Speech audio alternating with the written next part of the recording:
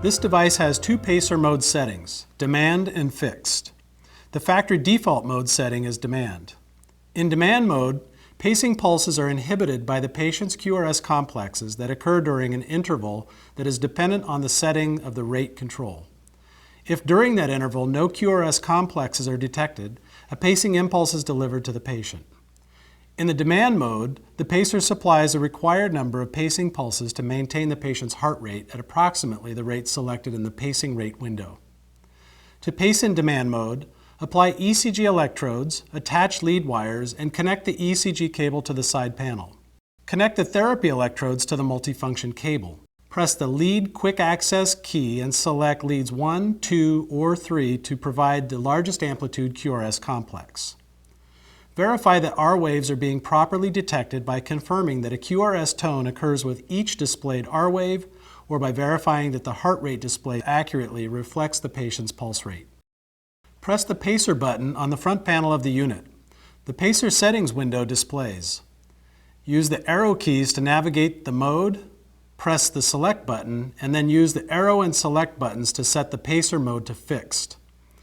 Use the arrow keys to navigate to rate, press the select button, and then use the arrow keys and the select button to set the pacer rate to a value 10 to 20 paces per minute higher than the patient's intrinsic heart rate.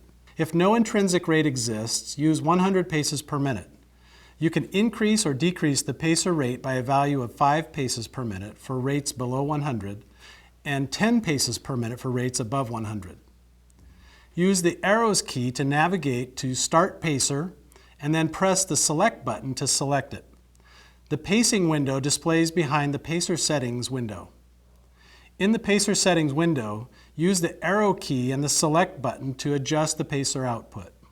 The pacer output is adjustable in 10 milliamp increments when increasing the output and in 5 milliamp increments when decreasing the output. Observe the ECG for evidence of electrical capture.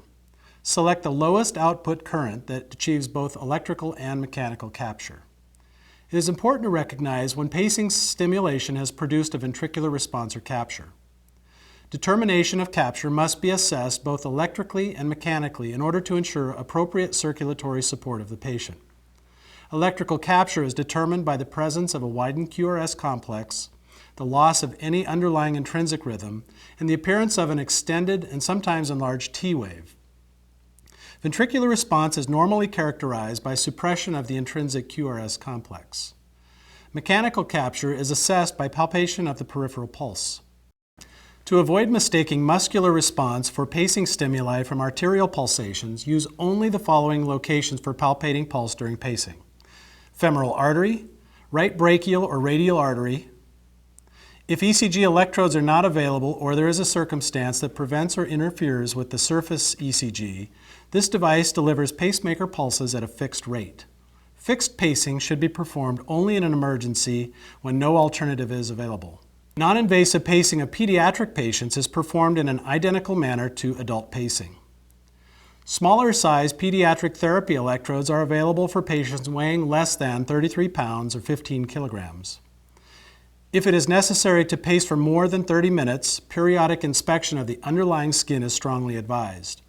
Carefully follow all instructions on electrode packaging.